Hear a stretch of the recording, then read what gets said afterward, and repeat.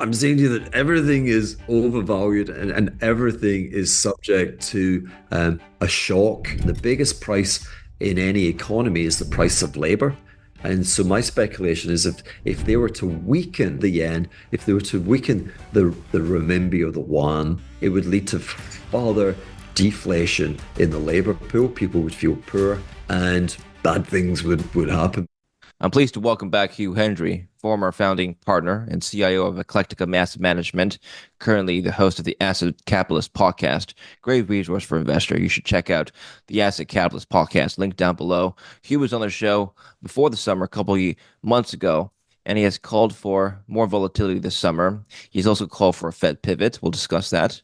Well, we did get more volatility this summer. So what's next? Hugh, welcome back. Um, Thank you, David. A pleasure to rejoin you in Vancouver. And we were speculating on events that might pass over the summer, and of course here we are. And this wonderful summer is, nothing. The impermanence of life. Even this wonderful summer will end. It will end shortly. But I've had a super time, and yeah, the market's got pretty interesting over the summer. Absolutely. One of the things we talked about back in April was the BOJ and the yen and Fed policy changes of the yen. Back then, they were just on the cusp of raising rates, and they did. And then we had this unwind of the yen carry trade. Many have speculated, including on my show, that that was one of the reasons for this heightened volatility earlier in August. What do you think? Was that the cause? Yeah, uh, but I hesitate to say that because academics um, in the private sector and indeed the PhDs who work at the Fed, to this day, they can't tell you the cause of the 1987 crash in US stocks in October, when I think we had a 20% drawdown in just one day. So like actually, um, there's a lot of kind of conceit of knowledge in markets.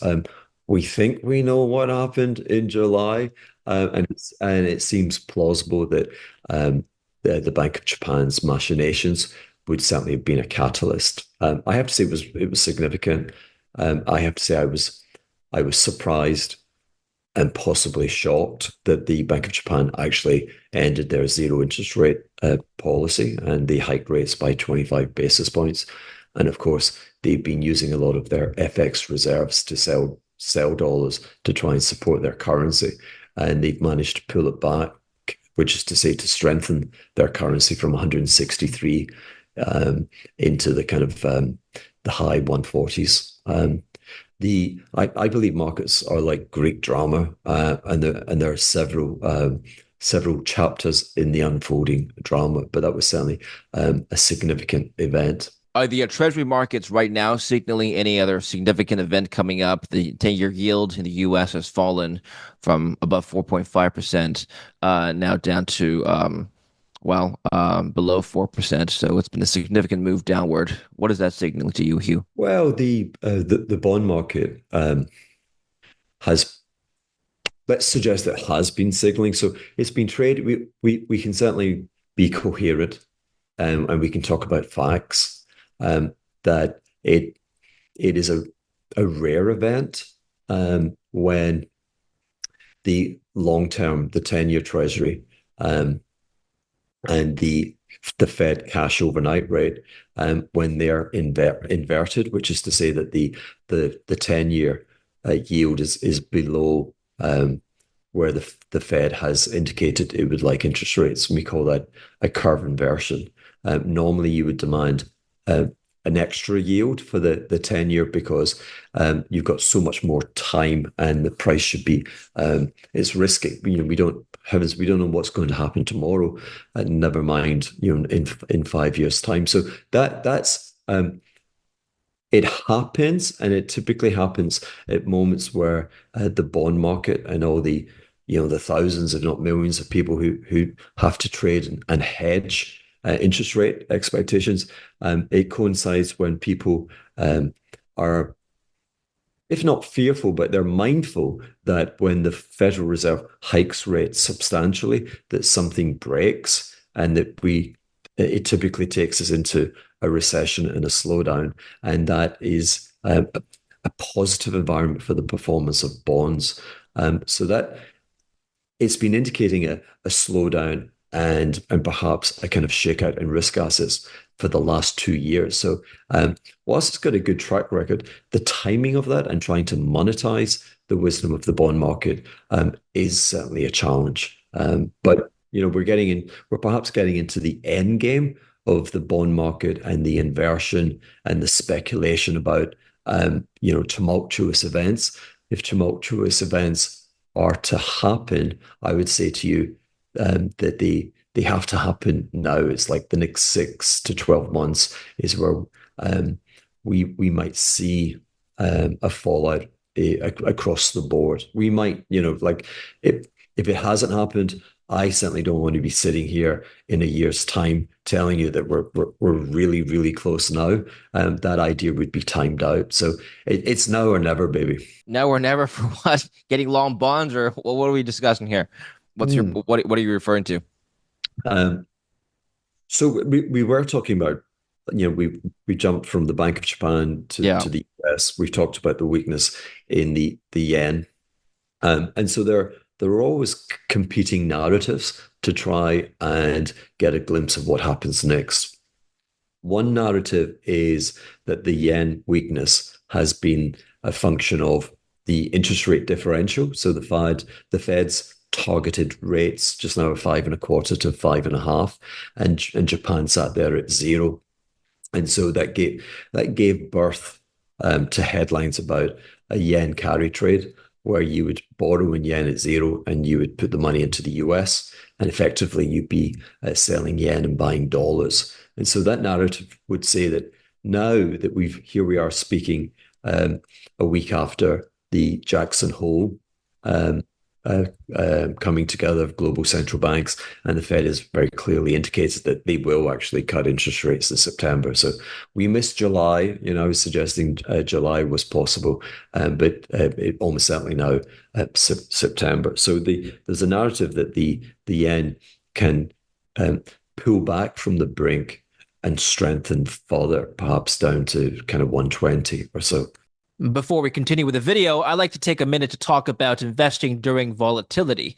Now, in today's volatile economy, protecting your wealth is paramount. Gold has always been seen as a trusted safeguard, but what is another low risk way to be exposed to gold? How can you maximize returns while potentially minimizing risk? Well, the answer lies in gold royalty companies like Metalla Royalty and streaming. Metalla has one of the highest royalty growth portfolios in the market, offering exposure to gold and the clean energy transition through their strategic copper royalties. This makes Metalla a dual investment in the future. By investing in Metalla, you gain the upside of gold and copper mining without operational risks. Their expert team has curated a diverse portfolio of over 100 royalties, minimizing risk and maximizing potential returns. Don't let inflation erode your wealth. Consider Metalla today to secure your financial future with the power of gold and copper royalties. Watch my full interview with CEO Brett Heath on inflation, Fed policy, and mining by clicking on the link in the video description down below. Yeah, so since we're talking about the yen, I like to show you my screen very quickly. So, before you continue with the yen, Hugh, this is the yen versus the dollar. So I'm just going to overlay this with the Nasdaq. Now, is this a surprising chart to you that over the course of the last couple of months, year to date, there's been this very close overlay correlation, if you will, between these two variables? And if so, how can we explain this? And can we make um, a forecast for the Nasdaq based on what we know about what the Bank of Japan and the yen is going to do? Okay, so many things there. So I make great use of charts. Charts for me are like that quiz game, and it's multiple choice. And for sure, it's not A or D, but it could be B or C, and you're allowed to call a friend. And so when I call a friend, I tend to look at these kind of charts. However, um, Yes.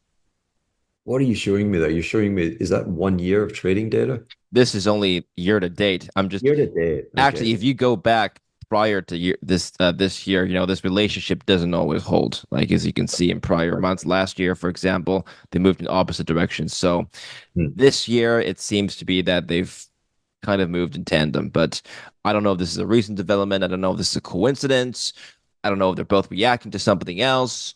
Um, Certainly, there seems to be some sort of relationship. What can you make of this relationship? Well, it's right to have the observation, and presently there's a disconnect, so that's Yeah. noted. Yes. But if I was managing my global macro hedge fund today, Mm. I would just see that as noise. So I'm Okay.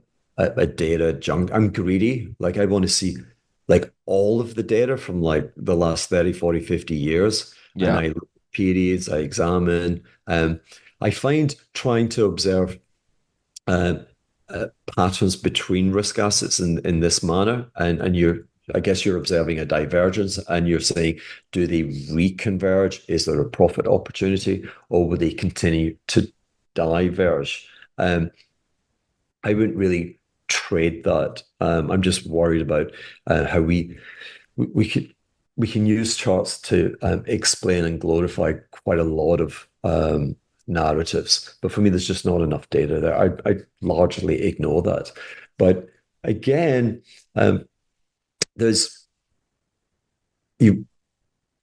It's markets are almost like the matrix, and very few of us have taken the red pill, and we wake up and we see what's happening, and people think we're cranks, but it's all the long march, again, the long march of time, and my pushback on your chart was that it is a tiny footprint rather than the long, long march. But in the long march of time, we've essentially gone from um, if you 1984 to 2024, and in 1984, all asset classes were either lowly rated, cheap, undervalued. And no one in the real world outside, the pension fund industry, which was obliged to own, assets, but no one really owned assets, be it stocks. I mean, you kind of owned your house, but no one ever gloated about having bought their house, and certainly no one had a business where they were speculating on residential property. So we go back 40 years and we observe things being a world where everything is undervalued, um, and no one owns it, and there's apathy, and no one really cares, to this point today where we live in the world of the overvaluation of everything. Um, and anyone that can has, is seizing assets, into owning assets, and they want to own more.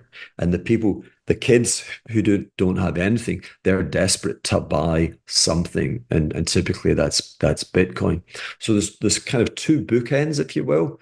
And the paradox is that in a world where everything is overvalued, everyone feels compelled to own overvalued assets, and vice versa. So I'm still of the view that that cycle will change. That we get kind of 40 years is quite a reasonable time when you consider the economic lifespan of us, like Homo sapiens.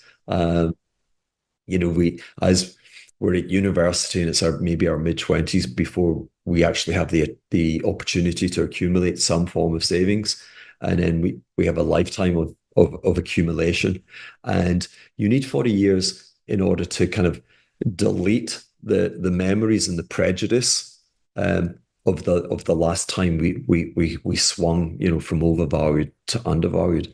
That's why I keep saying that, as an economic fantasist, um, if we're going to see an end to that very, very long cycle, it has to be now to be relevant. And it's going to be defined by um, invisible monetary phenomena, the credit creation process. And again, as we move forward in this interview, I'm going to probably keep returning to the fragile state of Japan, how it's co-joined and has been a principal finance center for China, and how the Chinese economic model seems to have run its course. And again, what the implications of that might be for US assets. The unwinding of the yen carry trade was just one of many risks that hedge fund managers have speculated would pull capital out of the US. Can we speculate or fantasize, as you would use the word, about potentially other risks that may also draw capital out of US capital markets, particularly risk assets? I'll let you start. The yen carry trade, I'm on the other side. The yen carry trade is it's logical and kind of easy to get, and therefore it becomes kind of compelling, and it's easy for journalists to write it up and for you to read it. And we're all seeking logic in our lives. And my fascination for markets is that um, very often they're not that logical, and the most absurd explanation ends up being the reality, and that can catch people out. So the what I believe has been going on um, is a, an offshore banking system that we call the euro dollar system, and it creates more new dollars um, than the regulated onshore banking system in the United States of America. So every day, more and more money is being printed offshore. Um, and the 100 years ago, the ability of banks to extend loans to the private sector, to companies and households, was determined by how much gold collateral they have. If you had that collateral, then you could trade with counterparty banks and create new dollars. Today, the collateral which generates all of the new credit creation, both in America and offshore, is U.S. Treasuries. Okay, so U.S. Treasuries are to if it's a pyramid, an inverted pyramid, the tiny, not so tiny, but the apex of the pyramid that supports everything else is the U.S. Treasury, and it's short dated U.S. Treasury bills. It's pristine. It's the risk free asset class. Now, what happens is every day in that banking system, people are approaching their counterparties, and they either have treasuries, but more and more those treasuries are getting scarcer to find. Like you can't borrow them from anyone else. And so what happens is people present other assets on the basis that they're very close to money. So it's all about the money likeness of other assets in the world to US Treasury bills. And for the longest time, I want to say 2, 3 decades, the huge commercial banks in Tokyo were able to present their JGB overnight bills, cash bills, and they could present them to their banking counterparts and say, you know, this is this is money. This is almost identical to US treasuries. And their counterparties agreed because, Japanese bonds have been extremely solid um, in investments for that period. And so, if you present $1 billion equivalent of Japanese treasury bills to a counterparty bank, they will then wire you $1 billion. So, and what's happened is you've just printed money. You've just created fiat dollars. Um, Now, a long time ago, when it was the gold system, that those dollars that you created were typically being consumed by businesses. We had you know, electricity, telegrams, going to telephones, radio, chemical plants, so much. possibly like the AI revolution. But back then, all of that required investment, and the banks financed it. So there was, if you will, paper money credit creation, which was underwritten at the time in the 1920s by the collateral of gold. Um, and when the economy was strong, you had a lot of investment, productive investment in the US, and it was a virtuous circle, and there was a lot of prosperity. This time around, it's not gold as collateral, it's US Treasuries. And then what we're doing is we're replacing US Treasuries with JGBs or with the German 10-year um, bonds. But then the problem is not many German bonds because their central bank tends to hoard them.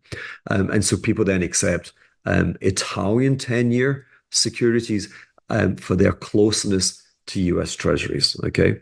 Now, in the last 18 months, and so now we're looking for vindication or signals that we're not totally crazy. And the prominent movement in the world of finance has been the weakness of the yen. And so if I was looking at my 40-year or 50-year chart, the events of the last 18 months are more than just like a pebble drop. They're, it's been a huge flare, something that's just doesn't happen. And when it happens, it's an indication that something is not right in the world of banking and finance. And so what's been happening, I believe, is that the banking counterparties to Tokyo banks, every day they've been questioning just how secure Japanese cash bills are vis-a-vis US Treasury cash bills. And so they've been saying, hey, I gave you $1 billion, okay, and you gave me $1 billion equivalent of JGBs, but actually, to keep my money, I'm going to ask you to post dollar bills. Maybe 20% has to be posted as dollar bills. And so at the margin for 18 months, as the counterparty banks to Japan have grown nervous about inflation and its implications for the Bank of Japan's interest rates, as they become nervous about the security of Japanese bonds, they've been creating an enormous capital flow, which is these huge banks, and they are effectively having to sell some JGBs and buy US Treasuries. And that's a foreign exchange transaction, which strengthens the dollar. Um, that's come to pass. We broke out from, for the longest time we traded 100 to 115 of yen vis-a-vis the dollar. And then we had that explosive move above 160, and we're in the Yes. 140s. That feels like it's in motion. And the Bank of Japan then, as you say, then gave all risk markets this heart attack in the month of July by raising interest rates. But they only raised it by a quarter of 1%. Hmm. And so, some of the folks sitting back watching this at home would say, how on earth can a tiny, tiny increase in Japanese interest rates affect, why does NVIDIA fall 25% under Yeah. those circumstances? I think that's what you were searching for. And the answer is, um, the I again, I'm pretending that I know things here, but I would ask you to think of the Bank of Japan at the poker table with markets. And the most important thing for the Bank of Japan is that the world banking system continues to accept Japanese government bonds as collateral. Yeah. If that doesn't happen, they're smoked. They're going down. And so I believe they took the decision to raise to 25 basis points to say, hey, like, we're actually tough guys. We believe in hard money, and we have gold reserves, we have foreign exchange reserves, and we do not want the yen to weaken in this manner. And so we'll throw you a bone, and we'll raise rates. And if you continue to weaken our currency, we'll come back and we'll raise rates more and more. But we're going to raise interest rates until you stop selling our currency. Okay. I think that's a bluff. And part of that equation, remember, we talked about yield curve, and we talked about the differential between the cash rate the overnight rate and the 10-year. And what's been happening is that the price of 5 and 10 and 30-year Japanese bonds have been falling and their yields have been rising to over 2%. And there's a feeling among central bank circles that you have to raise your overnight rate to where the 10-year is. And that's you saying, hey, listen, we're trying to anchor. We don't want yields to rise further. And we're even willing to raise rates and create a slowdown or a recession in our economy. But the most important thing is to preserve the value of government bonds. The problem that Japan has is that the amount it's been running a primary deficit, which is to say it's been spending more than it receives in government tax revenues for the last 20, 25 years. Um, it's government bonds, the amount of stock issued is almost 2.5 times the size of the economy. Um, it's very elevated in the rest of the world, but it's elevated around 1 times US GDP, like GDP. So Japan is very elevated. And so what you find is, even although they've had these minuscule interest rates for the longest time, that 35% of all of their government receipts are spent um, servicing their debt. Now, my question to you is, and what people like me, what we bet at the poker table against the Bank of Japan is, we're saying, you got nothing. You cannot raise rates to 200 basis points because at that level, um, the debt servicing, as you roll off and replace all of this debt, you would you would not have the tax revenues available to service your bond market and provide, the other primary roles of government. So that's the drama just now, and that the bets that are going to be unfolding are on one side, it's people like me saying, I don't believe that you can control your overnight interest rates, and therefore I believe the moneyness of your government bonds is less and less. And I can imagine that Japan's banks will continue to be forced to sell their yen positions to buy dollar positions to square their book. Now, the Bank of Japan will help and facilitate. And this is where there's some confusion because people, and I think you were indicating, hey, overseas people have been selling US assets, they've been selling US treasuries. That's it's just again one of these misinformations. It's fake news. It's not true. I don't want to sound like the guy, with a hat, but it's fake. It's fake news. It's the opposite. They have been doing the opposite. Um, Interesting. um, and, Okay. and so Japan's banks will find themselves in needing to present US Treasury bills to their counterparties. Now, what has happened in the past and will happen, it certainly happens in China, is that the central bank will actually do a central bank domestic operation, and they will swap some of the bank liabilities with the Bank of Japan's substantial holdings of treasuries. So it will look like a sale by the Bank of Japan, but it's actually just going through their economic system. Before we move on to monetary policy, bottom line, then do you expect the DXY to weaken further? It's already been down significantly since its midsummer highs. I'm saying to you that everything is overvalued and everything is subject to a shock, like a more sustained shock than what we saw in July. I see that as a flare. I said at the time, stock prices and Nvidia, etc., would most likely recover and kind of trade back close to their highs. That's been happening. I thought that would happen because as soon as the Federal Reserve indicates that is going to cut rates, which they have, then there's a Pavlovian kind of psychological response in markets where people are trained. Oh, Fed's cutting interest rates. I'm going to buy stocks, and that's led to the recovery from July.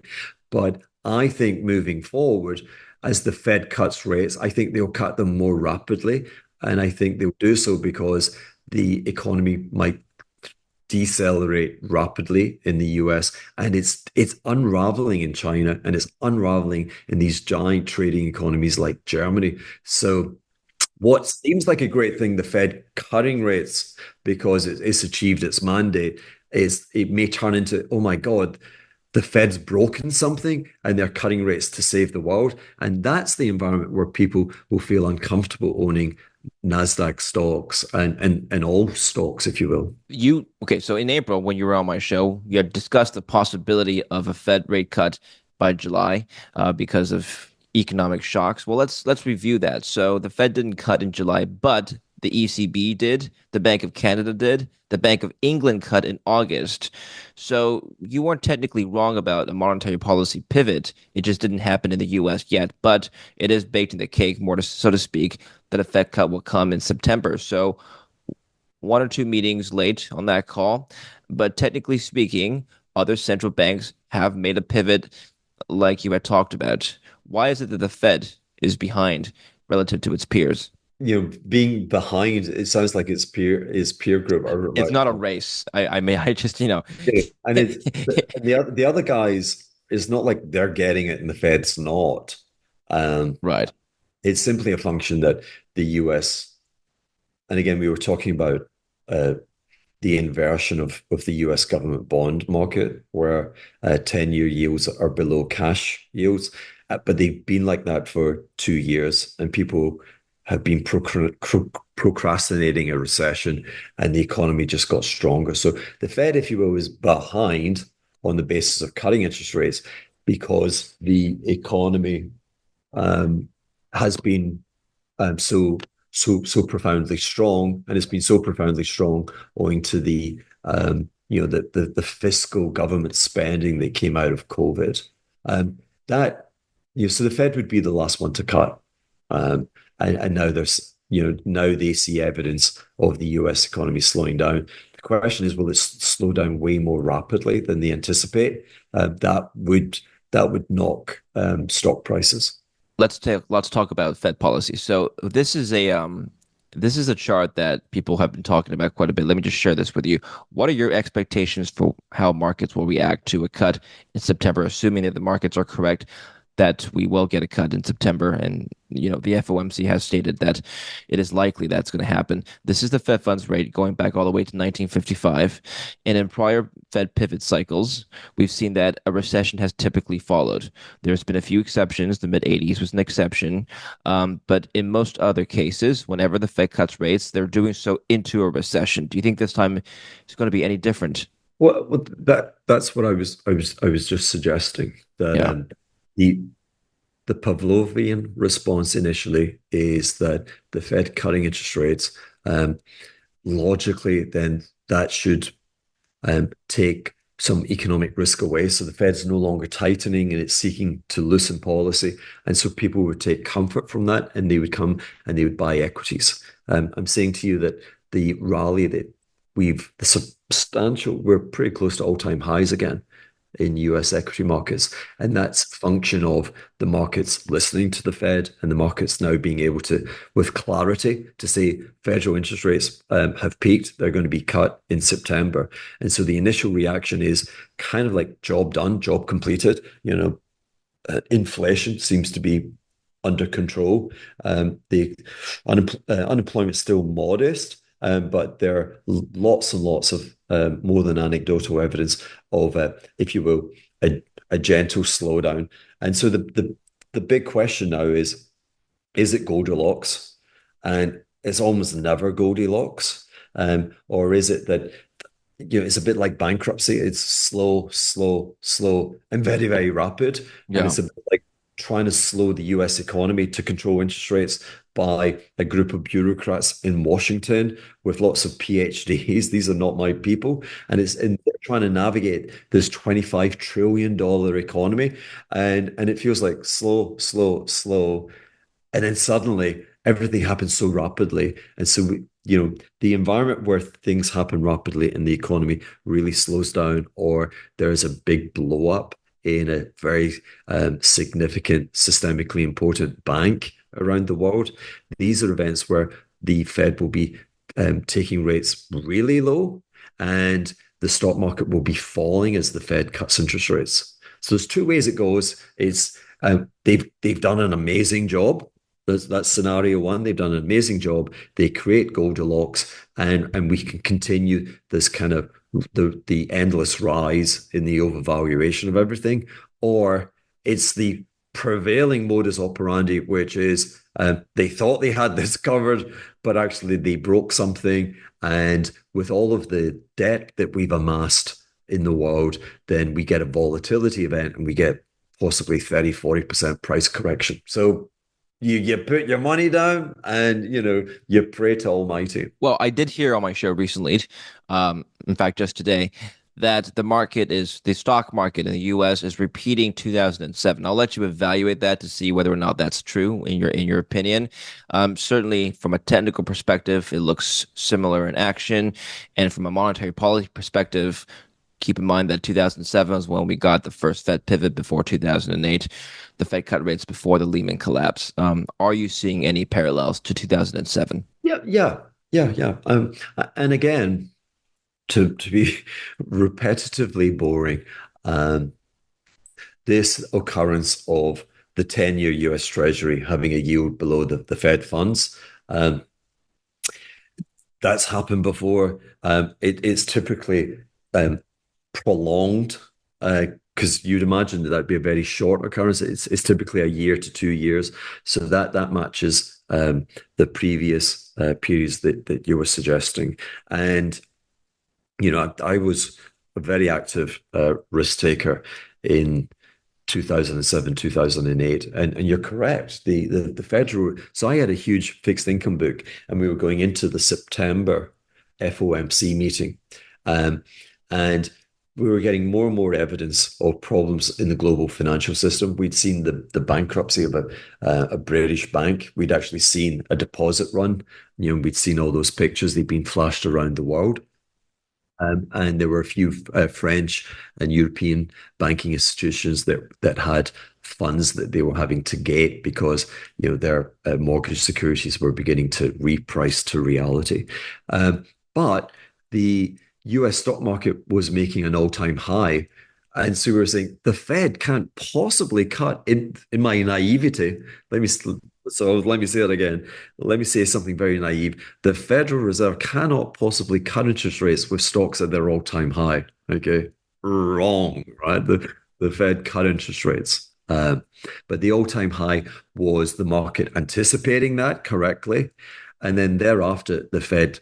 I mean, I remember the month of January 2008, so 4 months later, and again to repeat this mantra of slow, slow, really damn quick. So the Fed had, shaved a little bit off its overnight rate, but in January things had decelerated and got so out of control that I think they cut rates on 3 occasions in 1 week in the month of January. It's only 4 months later, and boom, there was a geyser of risk.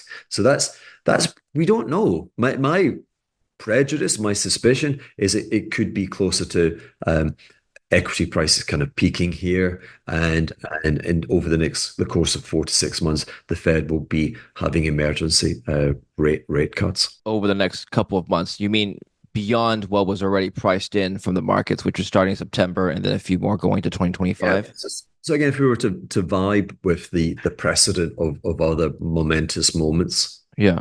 2007, 2008, I'm saying to you that in a Yes. control, in a, the perception was that in a controlled manner, the Federal Reserve had, achieved its purpose, and it could now slowly but surely cut interest rates. It began to do so in September, but 4 months later, they were slashing interest rates rapidly because they had missed it, that they'd actually broken. Remember, they broke, or the market participants broke the sustainability of all of the global banking system. The global banking system was bankrupt.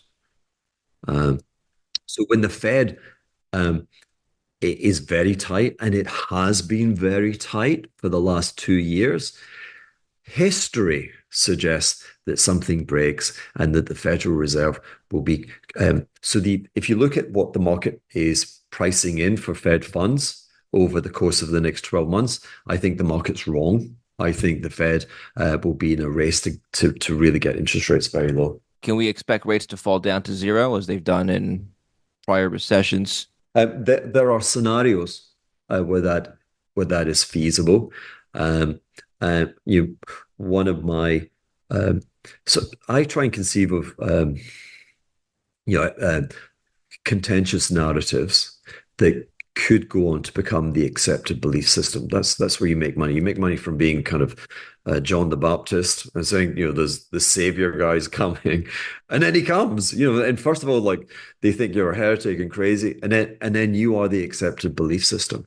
And so I have often speculated that the bull market in US Treasuries, which began in 1982, so 42 years ago, and it began when the the price of U.S. government bonds double bottomed, if you will. So interest rates have been very high; they peaked at heaven 16% plus, um, and what what people forget is that 2 years later, in 1984, as the economy began to recover from the travails of the 1970s, the muscle memory of market participants was, oh my goodness, the US economy is strengthening, we're going to have inflation. And so they sold government bonds, and that was the wrong thing to do. And so from a yield perspective, the peak yield was 16. It got back to 14, which was remarkable that it could be so weak. But if you think of that as um, um, so we have to jump from, so you have yields that'd be like a double top in yields, but the price would be a double low spread over 2 years, and that set the base for this 40-year bull market. And I'm saying to you that I think um, epic bull markets end um, under mysterious circumstances. So again, if we were to integrate what I said previously, all of the PhDs at the Federal Reserve cannot actually tell you the why equity markets sold off so violently, either in March 2000, which was the peak for Nasdaq, or in October 1987. And indeed, there's still a huge debate as to why the Dow Jones crashed in 1929. Uh, so they don't know, but that's what I'm vibing. Okay, you said in another media appearance earlier in the summer, this is with Yahoo Finance, something is going to break and it's going to feel really, really scary. And there's going to be a big correction. And you talked about how the money system of the world is dying, how money is dying. Now, Hugh, we've talked a lot about some of the themes you discussed there. We talked about the yen, we talked about the global banking system. But what do you mean by when you say money is dying? And there's going to be something really scary. Is there anything we haven't discussed so far that Yeah, so scares we you? Yeah, it's China. The simple thing is, in 1994, the North American Free Trade Agreement between the US, Canada, and Mexico, China reorganized its currency, and it devalued, it weakened its currency vis-a-vis the US dollar, and you required 8.3 yuan to buy $1. Okay, it was very cheap. And here we are, um, 94, so like 30 years, 30 plus years, 30 years later, forgive me. And where is that exchange rate? Today, you require 7.3 yuan to buy $1. And that's to say the Chinese currency has appreciated it, like it's stronger versus the dollar than it was 30 years ago. Um, but point to point, from a very, very weak level, it has, in over 30 years, it's almost not appreciated at all. And I said last time that economics is like the observation of this system, which is seeking equilibrium. If it trades at equilibrium, kind of there's no risk. But the problem is it tends to trade away from equilibrium, and that creates things like the overvaluation of everything. Um, and so the what an economist or a thoughtful thinker on global economics would tell you is that the persistent manufacturing trade surpluses that China and the rest of the mercantilist nations like Germany and Singapore and South Korea, etc., you're not that's not meant to happen. because normally their currencies would appreciate more against the US dollar. Their citizens would become richer, and their demand for overseas goods and services would rise, and these trade surpluses would go away. That hasn't happened because the government authorities of these nations have been intervening um, in foreign exchange markets and using the purchase of US treasuries to keep their currencies weak and therefore sustain this trading advantage with the rest of the world. Now, the mechanism for that is they want to own US risk-free securities. And again, typically that would be a US Treasury, but not necessarily. And so what they've done is, as they've become, remember, China's gone from kind of, almost nothing to being really the second largest trading bloc. It's bigger now than Europe in the world. Um, and it it all it wants to do is own dollar risk-free securities. And I'm saying to you that that is the apex of the triangle which underwrites credit creation everywhere. And so the US government has been issuing more and more US treasuries. And we have a banking system called the euro dollar, which takes those banking securities and generates credit. It generates new dollar bills. And those dollar bills don't finance a productive investment in the real economy. They finance private equity and people buying residential property portfolios. It finances people buying Bitcoin on the margin, but buying anything on the margin. And so the fact that the Chinese currency has not appreciated, the mechanism which they've deployed to achieve that objective has blown up, has blown up the overvaluation of every risk asset in the world. So the question now, we talk about pivots. What if what if momentum in China has gone?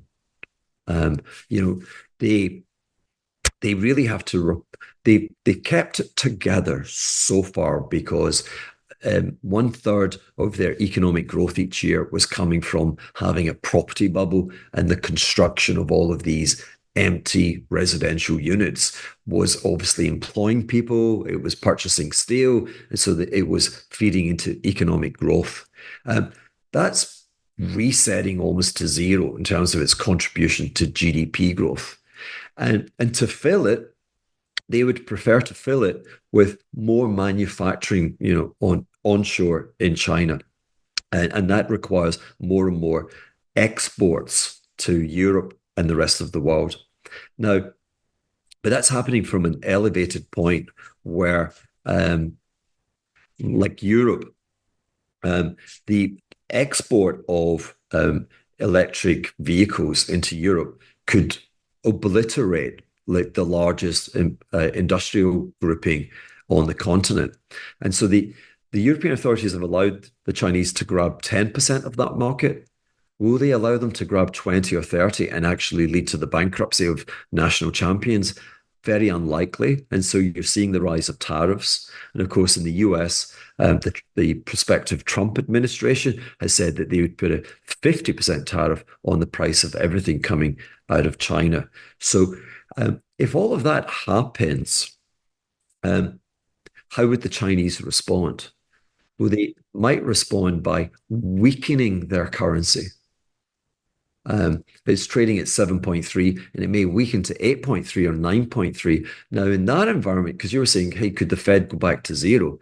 If we get a big devaluation, we got a small one out of China in 2015, and it was very disruptive to risk assets. And it was like a 3% move.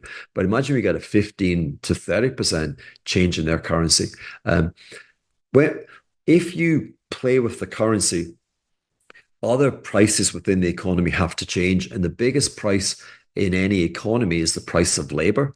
And so my speculation is if they were to weaken, so they've weakened the yen, if they were to weaken the renminbi or the yuan significantly, it would lead to further deflation in the labor pool. People would feel poor.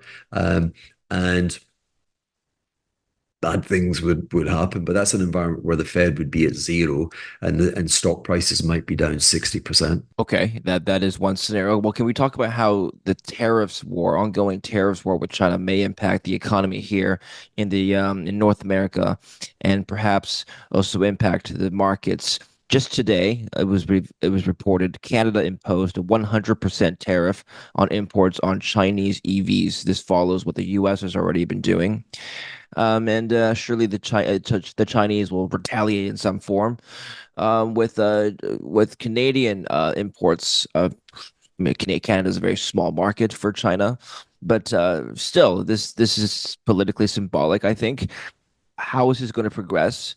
How is this ongoing tit for tat tariffs war that didn't seem to have de-escalated since 4 or 5 years ago? How is this going to impact us? Well, again, I mean, that's what I was um, attempting to address. That in the absence of a property bubble, of this great property building boom in China, they need another source of economic growth. And they're looking for that growth from exporting more goods to Canada, to North America, to Europe. But they're starting from a point where they've been running surpluses for 30 years, and their neighbors are kind of like, stop dumping on us. You're not hearing us, so we're going to impose a tariff on you. The retaliation is really in the currency.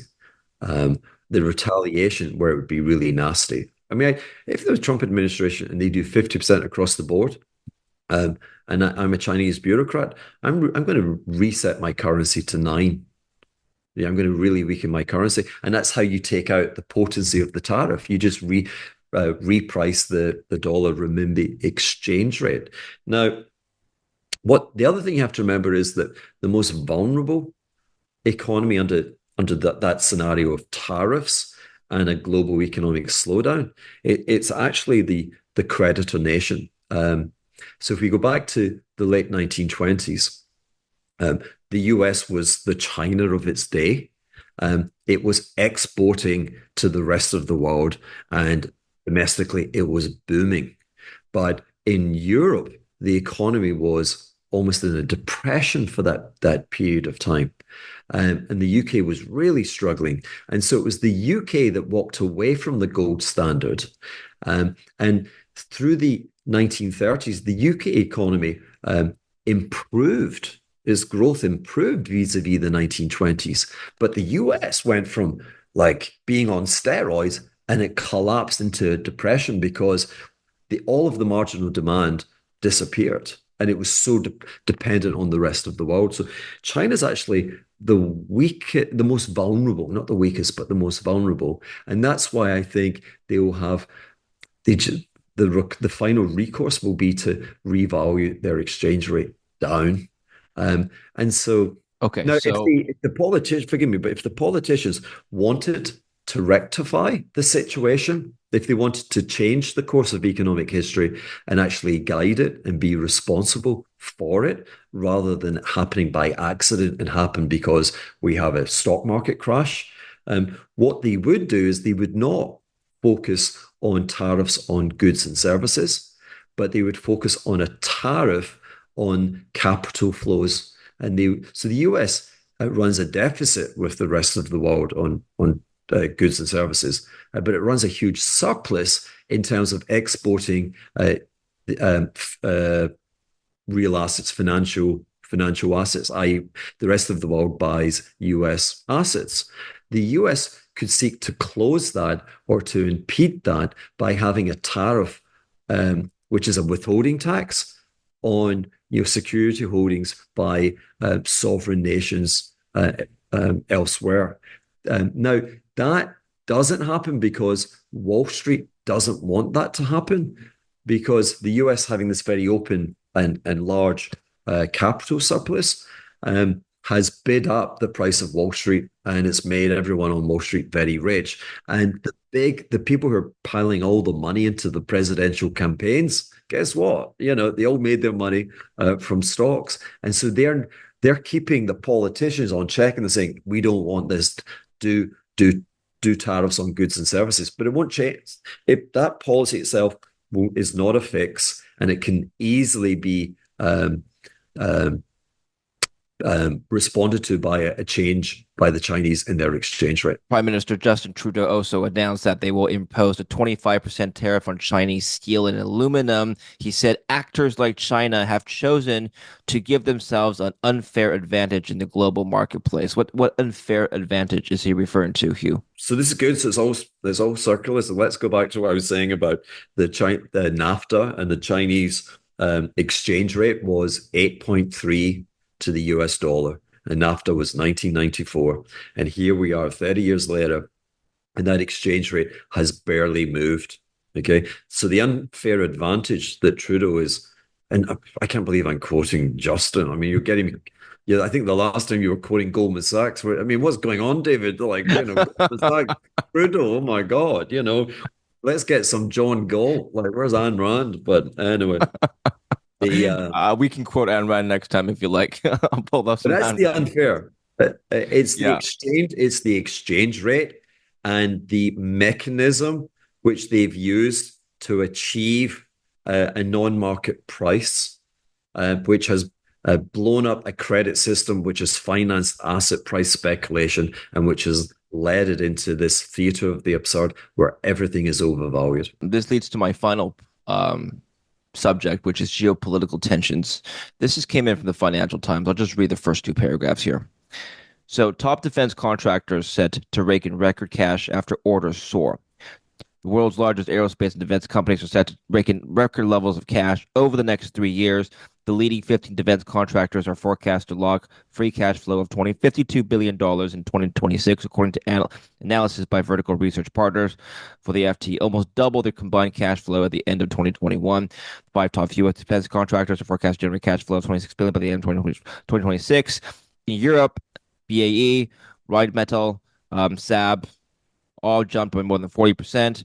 Um, the industry is benefiting from a sharp increase in military spending as governments increase their budgets in response to Russia's full-scale invasion of Ukraine and escalating tensions in the Middle East and Asia, according to this article.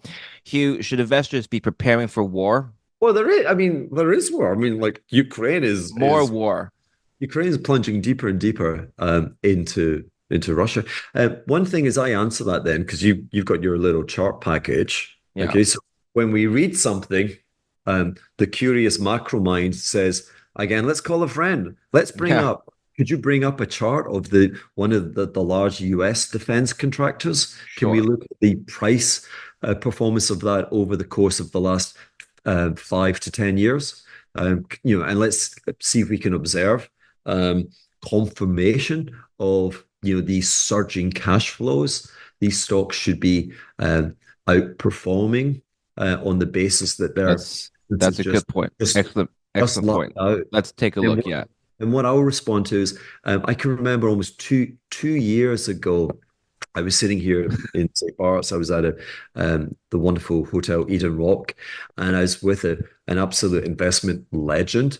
And he periodically had calls from a very wise, mysterious person in Singapore, and who just had an ear and an understanding of Chinese politics and the business establishment. Hmm. His record over the course of 30 years has been impeccable. And he told him that the Chinese would invade Taiwan, that it Yeah. would happen, and it would happen in a very relevant time frame. I.e., it's not a hypothesis for the next 100 years; it's a hypothesis for the next 5 years. And we sat there in this sublime, beautiful tropical paradise, but we were contemplating what would happen and how you would protect portfolio. But more than anything, we were wonderstruck by that'd be the biggest event in all of our lives. It would be profoundly life changing. It would be, I want to, what can one say, 10x, 100x, whatever the pandemic was. What is remarkable is that is, I think I was the first person to hear that story. And of course, over time now. And if you actually read specialist academic papers by geopolitical experts, they've got a probability function of like 20-25% of that happening um, in the next 5 years. So, and the question is, well, where's the hedge? Like, so if I was meeting $1 billion CIO of a hedge fund group or whatever, I'd be saying, where is the hedge? Um, Now, the hedge that everyone forgets about is just have let commit less risk. Yeah. So the first stage would be take leverage away from your investment book. The second one would be to bring down the absolute gross value of your investment portfolio. And then the third way would be to kind of look for um, option strategies that would have a convex payout, which is to say they would pay you like 30 times your money. Um, where would they exist today? Um, they would exist in taking positions on the Chinese currency weakening. Like you could do a one touch, like a nine strike one touch for the next 3 years. The and it's not too expensive, and there are kind of smart things you could do around that. Um, but one of the things that anyone watching this could do is the option market for Apple at the stock. I think you can go 3 years out. I like a lot of time, and you can sell or buy a put on Apple at this prevailing price. And because it's deemed to be almost risk-free, it's not Nvidia. Everyone's terrified of Nvidia, and the possibility they could have a NAS. Nvidia has gone up. Let's just say it, people, over the last 10 years. I'm not knocking it, but in terms of it being remarkable, it has gone up 100 times in price over the last 10 years. So that could easily half, if not more, and still be a wonderful business. But when people look at Apple, they don't have that concern, and when they don't have that concern, the price of the options tends to be quite cheap. And then why Apple and why China? They just don't have enough time to take away they're very dependent on the manufacture of iPhones et al. From China. And it will take them 10 years before they can reduce that dependency. So in the event of God forbid, a conflict between China and Taiwan, the first thing might be you can't buy an iPhone. So that would manifest itself in performance. The bigger question might be, where's gold in this scenario? Is gold just another absurd asset in the theater of overvaluation, or is it a beacon of hope? Is it your rescue life raft, which is going to keep you afloat? Where do you think? Where are you on that? Oh, you're asking me this question. Well, I don't think I've been asked this question on my show ever. I appreciate that. I think gold currently looks on a technical basis overbought, but I believe that if you're to ask me, I believe that I agree with what you're saying. And even though it may be overbought or overvalued, there's potentially a lot of room for it to fit in this portfolio of heightened geopolitical tensions that you have to hedge against. Yeah, So, um, that's I where I mean, stand. I think yeah, 25.48 is a record high. We just saw a new high a week and a half ago. And to the extent that gold will still play a role as a hedge against risk, geopolitical and or market related, there will always be room for such a hedge. Back to you though. yeah. So I I think it can be a hedge. I don't think it's a hedge at the prevailing price level. I think it could be a hedge if it fell 30 or 40% from here. Yeah. Uh, Gold. So the great thing about gold from um, like professional risk portfolios are looking to have a balance of assets. They don't want the house to fall down. So you hear people talking about diversification. Um, and typically think of it as like a compass with four quadrants: northeast, south, west, whatever. But you would have, if you will, the S&P would be one quadrant, or the Nasdaq would be one quadrant. Another quadrant would be US government bonds. Another quadrant would be real assets, so that'd be the precious metals. It would be private equity. It would be commercial and residential investing, and a whole host of other things. And then the last one would be cash. And cash could also be a mainstay for like taking a foreign exchange directional trade. That's your kind of the universe. You Um, didn't well, you didn't mention put options. Do you ever do that? Yeah. The I mean, maybe I do everything, but uh, but options. Just briefly, like options. When you want to be selling options. When you're Yeah. buying an option, you're kind of buying a handbag for a girlfriend from one of these fancy, very French, Chanel, etc. Which is to say, it is the wrong price. It is too damn expensive. And so and it's no surprise that the owner of LVMH, of course, is the richest guy in Europe and probably top 10, top five globally because he sells overvalued things.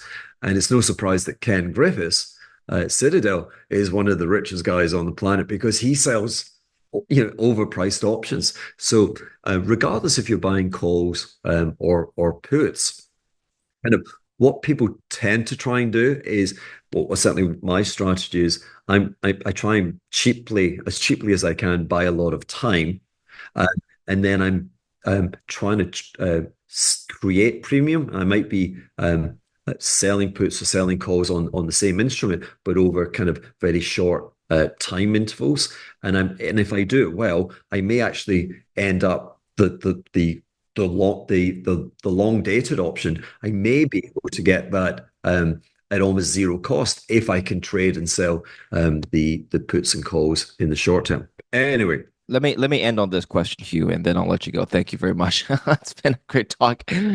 Is you we talked about everything being overvalued. Is there any one asset that's overvalued in your mind, but still has upside? To your analogy about buying the expensive handbag for your girlfriend, okay, it's overvalued, but there's still some upside if you make her happy, right? Going yes. back to financial markets, yeah. What's the upside? What overvalued asset still has upside for us? I got you, baby. But as I say to the girls looking for the handbags, I ain't that guy. I'm not that guy. So let me try and rephrase it. Okay. Yes. Um, so when I was running the hedge fund, I had a license to thrill. Literally, I could do anything. I wasn't pigeonholed. I didn't have to buy pharmaceutical stocks or I didn't have to buy, the Magnificent Seven. I just had to be kind of abstract, clever, and make money and not risk losing money. But the filter that I used was, hey, look, let's go blue sky. Let's say everything works perfectly, right? Show me how I can make three times my money. Okay. Now let's do that analysis with gold. Because I believe gold fails that test. So I hear you on the price chart. The price chart is very, very constructive in favor of gold continuing its move. Okay. But I'm greedy. I want to make three times my money. Okay. And I don't believe I can get there because the capitalization of the gold market today is around 16 trillion US dollars. Okay. Um, and that's about 40% of the size of the US Treasury market. Now, if gold was to triple, it would be the worth of gold. I don't know what worth is, but the capitalization of gold would be the same, if not greater, than the overall capitalization of US stocks. Now, I have great difficulty conceiving of that. People because people would say, the attraction of gold is a protection for the tendency of fiat currency, to print too much, right? So like a hyperinflationary outcome. But a hyperinflationary outcome, gold would perform well, but equities would soar in value at the same time, if we're talking about just dollar for dollar. So I can't see I can't see that happening. But again, well, with full transparency, I have to tell you that in 1980, the gold market was capitalized at 2 trillion, and the entirety of US equities was one trillion. So actually, in 1980, the gold market was twice the value of the total capitalization of stocks. I don't think that again happens because we got to that situation. If people remember, stocks had a lost decade in the 1970s. They did nothing. and gold went up 25 times. So we're at a point where I can't see how gold can then go on to rival that metric of being two times. I don't see that. But what I do see is the Bitcoin market, and I am not your expert here on the intricacies of the digital wallets and the whole crusade about um, getting away from the government. I'm just saying when I look at the bull market structure and I look at the size and I look at the people who might buy Bitcoin, um, I can easily see how I can make three times my money. The capitalization of Bitcoin, so not all the crypto silly stuff, is just over $1 trillion. So if Mhm. it was to triple, it's 3 trillion. If gold triples, is kind of where is it? It's almost $60 trillion. And that's just a big number. That's 60% of global GDP. When gold was last at its bubble high, Yeah. 1980 when it was $800, it took gold 28 years to regain, the high price. It was a Yes. bubble. But back then gold was 20%, the capitalization of gold was 20% of global GDP. Okay. So if you will, I think that's a metric. I call that the gold Buffett ratio, the capitalization of gold divided by global GDP. And I know the wide, that the high is 20%. And I come back and I say, well, where is it today? And it's about 16%. So if gold was to match that Buffett ratio, um, gold would reprice to like 3,200, 3,500. So when I look at gold today and I fear the death of money, um, gold for me is not a life raft at the present price because I look at it and the central tendency, what do you say? We're at like 2,500, let's say, and it may trade 3,300, but I can see a scenario where, albeit briefly, it might trade 1,700. So it's kind of symmetrical. I'm like, I can make as much as I can lose. Whereas when I look at Bitcoin, that 1 trillion could easily be three. Um, um, so I think Bitcoin could half or triple, quadruple et al. It could trade at least at 200,000. So um, my portfolio today, I I don't have leverage. Okay, number one. I've cut my allocation to the floor. Okay, and then within the portfolio, I have two assets. I own Bitcoin, and I own long dated, when I say long dated, like 2 year expiry Mm, leaps or call options on the price of US government bonds. mm, Uh, the term we use is the TLT, the mhm. largest ETFs. Yes. That price halved from 180 to like the high 80s, and it's presently more like in the high 90s. That's a trade for me. I think that could trade 150, 160, but I want to get convex or option like explosive returns. And that's why I'm in I'm playing it with options. And we asked about playing options. That's why I'm doing that. Um, and if Bitcoin were to half, then I'd buy like 2 or 3x. And so I'd actually bring my cash reserves and I would buy I, Bitcoin at 30,000. I, And like I say, I think there's reasonable odds that you could see it trading 200. I like your leaps on TLT. People buy bonds, long dated bonds as a source of low volatility, but you say, you know what? Forget that. I want that leverage. I'm the asset capitalist. What can I say? What can we learn from the Asset Capitalist podcast? What can we learn from you? Where can we follow your work right now? Well, I've just completed a summer camp here in St. Bart's. We had about 25 folk over, and we had a theatre, and we had good times. And I think we had some really great speakers. But the people who come, the mix of people and the diversity, and everyone has I mean, everyone should have been on stage except me. But you can find the asset capitalist thing. Twitter's my front window, if you will.